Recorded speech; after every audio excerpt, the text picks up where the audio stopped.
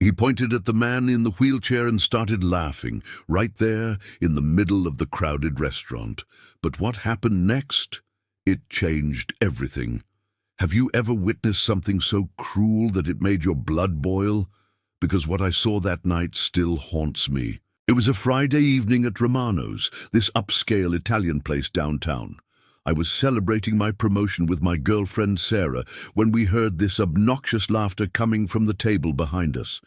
This guy, let's call him Brad, was maybe 30, wearing an expensive suit, clearly trying to impress his date. That's when I noticed the older gentleman at the corner table.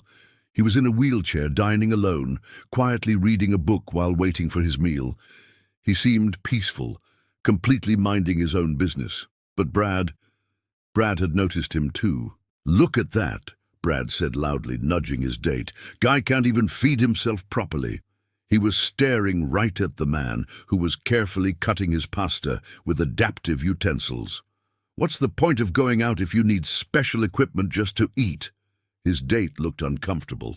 "Brad, please." But he wasn't done. He pulled out his phone and started recording. "This is going straight to my story," he laughed. "Dinner and a show, am I right?" The man in the wheelchair heard everything. I watched his shoulders tense up, his hands pause mid-bite. The humiliation on his face was heartbreaking. He looked around, realizing people were staring, some even pulling out their phones because of Brad's scene. That's when something inside me snapped. "Are you seriously filming him right now?" I stood up, my voice carrying across the restaurant. Brad turned to me, smirking. "Mind your own business, hero. It's a public place. I can film whatever I want." The entire restaurant had gone quiet now. Servers stopped mid-step. Other diners put down their forks. Even the kitchen noise seemed to fade. "Actually," I said, walking closer to his table, "you can't. That's harassment." He laughed harder. "What are you going to do about it? Call the police? Sue me?" He gestured toward the man in the wheelchair. "I'm just documenting reality. Some people shouldn't be allowed in nice places if they can't handle themselves properly." The cruelty in his voice was suffocating. His date had gone completely red, trying to sink into her chair. But the man in the wheelchair, he just sat there, taking it all in silence. That's when I realized something that would change this entire situation. Something Brad had no idea about. If you've ever wanted to see a bully get exactly what they deserve, you're going to want to hear what happened next. Because I recognized the man in the wheelchair. And Brad was about to learn the biggest lesson of his privileged life. You know that moment when everything clicks into place, when you realize the universe is about to deliver perfect karma. That's exactly what was happening. The man Brad was mocking wasn't just anyone.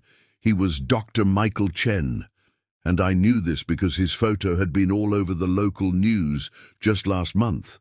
He was the surgeon who had saved 17 people during that horrific car accident on Highway 95. The same accident that had cost him the use of his legs, but Brad didn't know that. He just kept going. "Seriously, dude," Brad called out to Dr. Chen directly now. "Maybe try takeout next time. Save everyone the awkward show." Dr. Chen looked up from his book for the first time. His voice was calm, dignified. "I'm sorry if my presence disturbs you." "Disturbs me?" Brad laughed. "Nah, man, it's just, come on. Read the room. This is a nice place. People are trying to enjoy their evening." That's when the woman at the table next to Dr. Chen stood up. I recognized her too.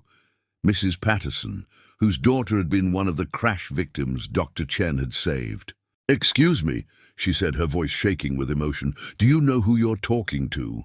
Brad rolled his eyes. "Look, lady, I don't care if he's your friend or whatever. I'm just saying he's the doctor who saved my daughter's life," Mrs. Patterson interrupted, her voice getting stronger. 3 months ago, when that truck slammed into 4 cars on the highway, he worked for 14 hours straight, saving people while his own legs were crushed under debris. The restaurant went dead silent. Brad's smirk faltered for just a second, but then he doubled down. "Yeah, well, that doesn't give him special privileges to..." "To what?" Another voice joined in. A man in his 50s stood up from across the room. To exist in public? To eat dinner? Then another person stood. And another. "He saved my nephew," called out a woman near the window. "My brother," said a teenager at the counter. I watched Brad's face drain of color as more and more people began standing up. It was like watching dominoes fall, but in reverse, people rising instead of falling. "He never asked for thanks," Mrs. Patterson continued, tears in her eyes now. "He just did his job, even when the paramedics told him to stop and wait for help because he was injured too. He kept working." The manager appeared, walking straight to Brad's table. "Sir, I'm going to have to ask you to leave."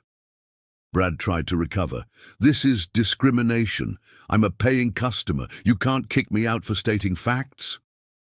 But his date was already grabbing her purse. "I'm so sorry," she whispered to Dr. Chen as she hurried past his table. "I had no idea he was like this. And then something happened that gave me chills, because Dr. Chen did something that no one expected. Something that made Brad realize just how wrong he'd been about everything." Dr. Chen wheeled his chair over to Brad's table. And what he said next, it broke my heart and restored my faith in humanity at the same time. "Have you ever seen someone choose grace over revenge?" Because that's exactly what happened next. Brad was standing there red-faced, arguing with the manager. "This is insane! I have rights! You can't—" "Excuse me," Dr. Chen said quietly, rolling up beside them. The entire restaurant turned to watch. You could hear a pin drop. Brad spun around, clearly expecting a confrontation. "What do you want?" Dr. Chen smiled. Actually smiled. "I wanted to thank you."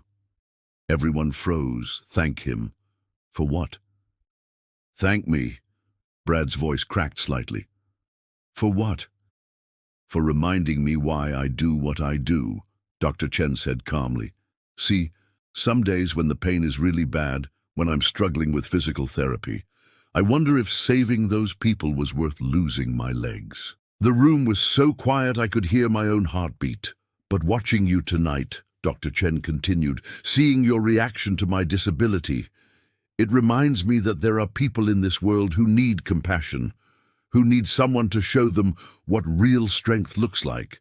Brad's mouth opened and closed like a fish. His arrogance was melting away, replaced by something that looked like shame.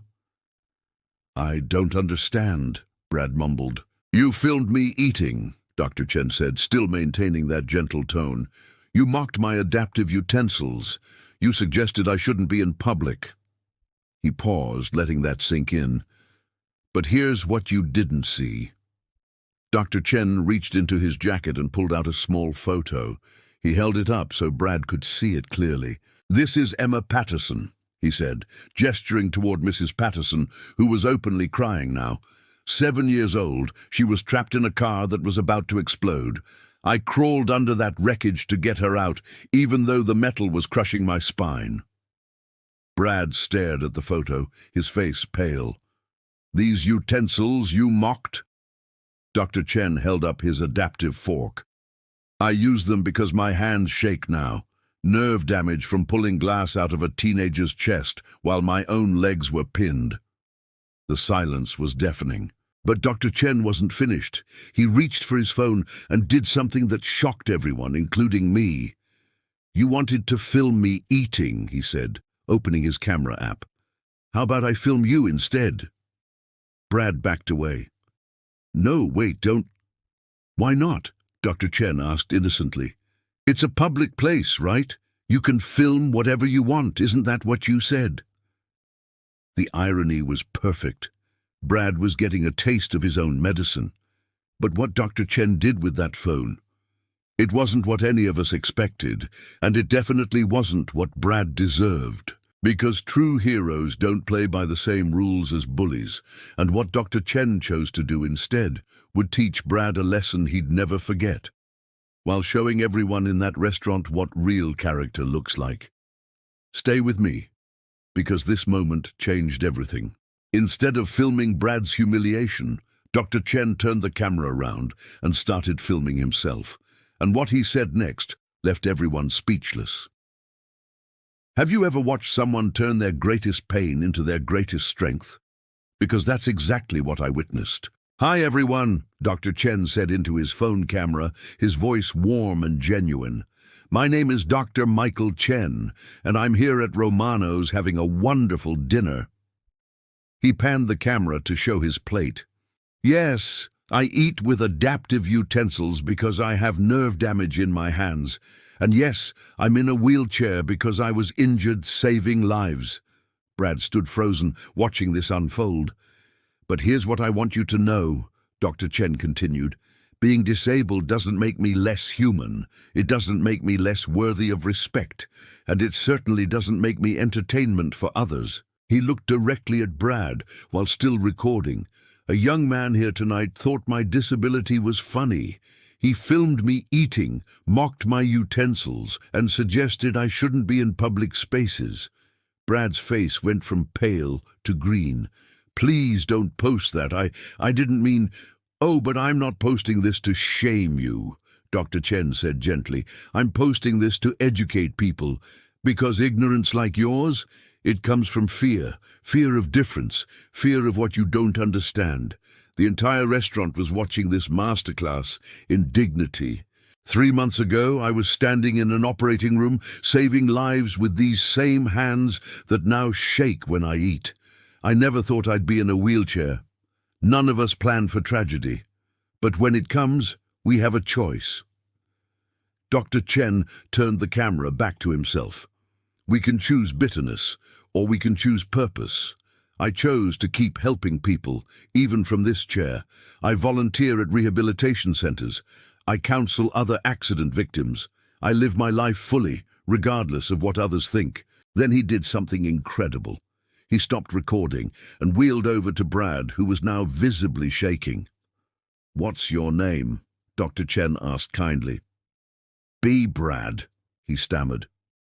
"Brad, I'm going to give you a gift," Dr. Chen said. "I'm going to delete this video. I'm not going to ruin your life over one moment of poor judgment." Brad's eyes widened. You're not going to post it?" "No, but I want you to do something for me in return." The restaurant held its collective breath. "I want you to volunteer with me one Saturday. Come meet the patients I work with, learn their stories, see their strength, because maybe then you'll understand that disability isn't a punchline, it's just another way of being human." Brad stared at him, tears actually forming in his eyes. Why would you do that? After what I did?" Dr. Chen's answer would stay with me forever. Because what he said next didn't just silence Brad, it changed the entire atmosphere of that restaurant, and probably changed Brad's life too. The kind of response that reminds you why some people are genuine heroes. Because, Dr. Chen said, his voice steady and sure, hurt people, and healed people heal people. I'd rather heal than hurt. Have you ever heard words so simple yet so powerful they change the entire energy of a room? Because that's exactly what happened. Brad just stood there, tears streaming down his face now. I don't understand. Why are you being kind to me?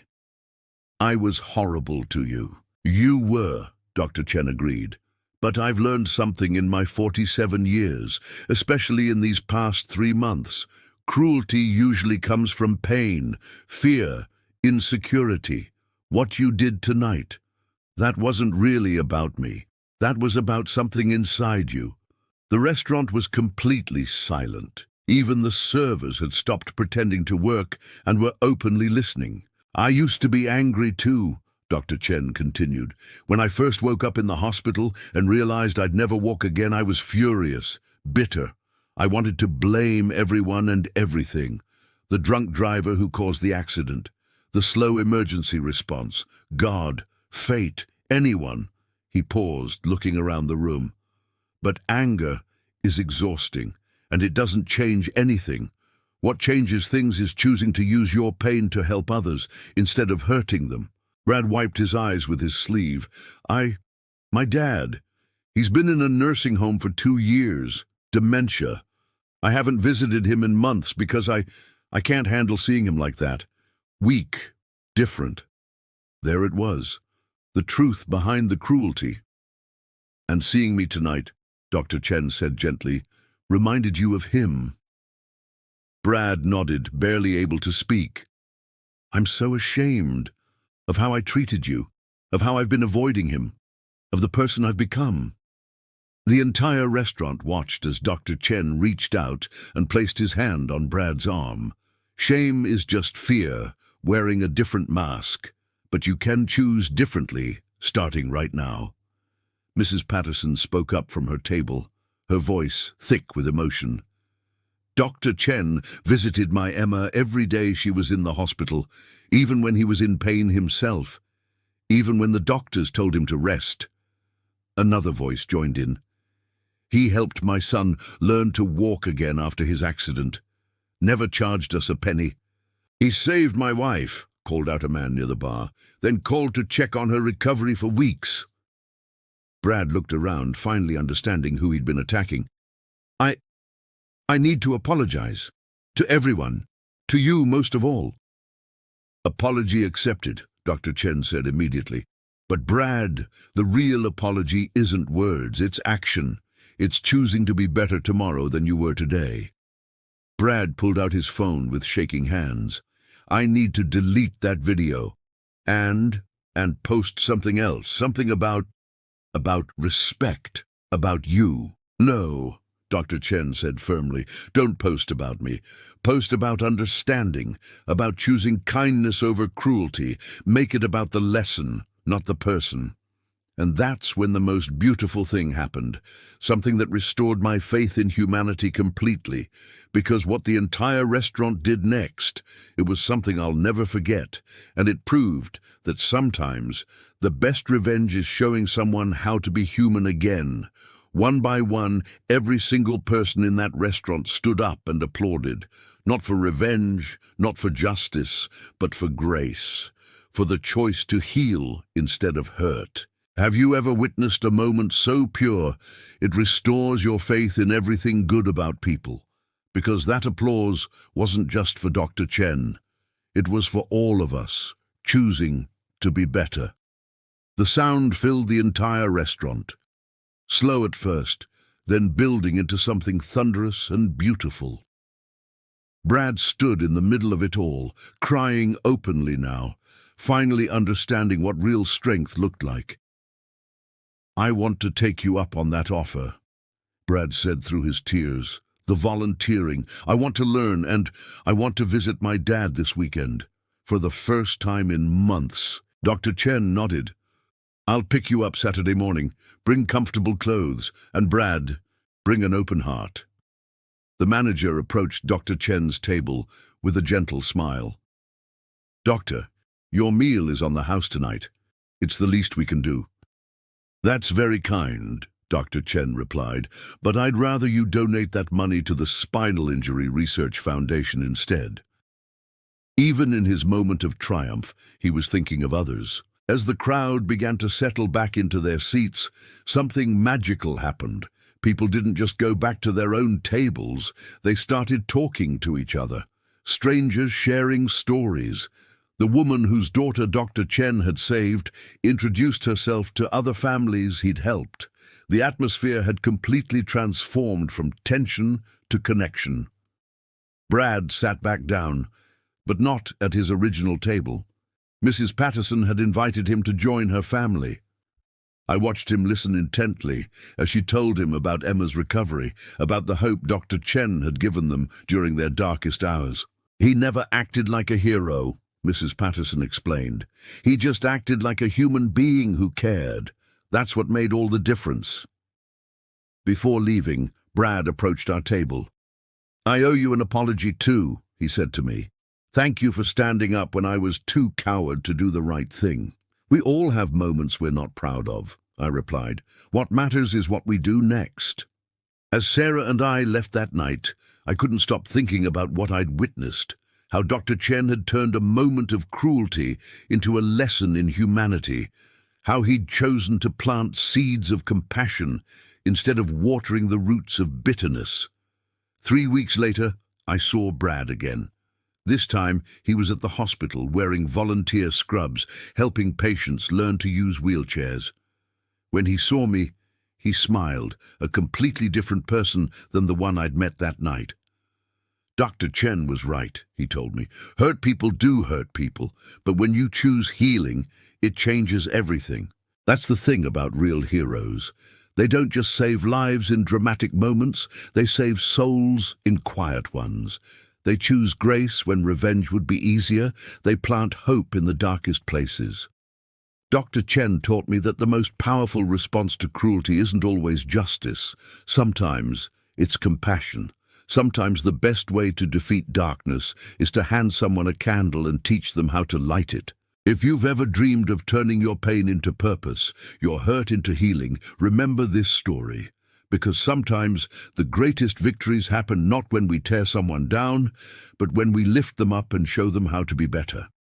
Real strength isn't about standing over others, it's about helping them stand up.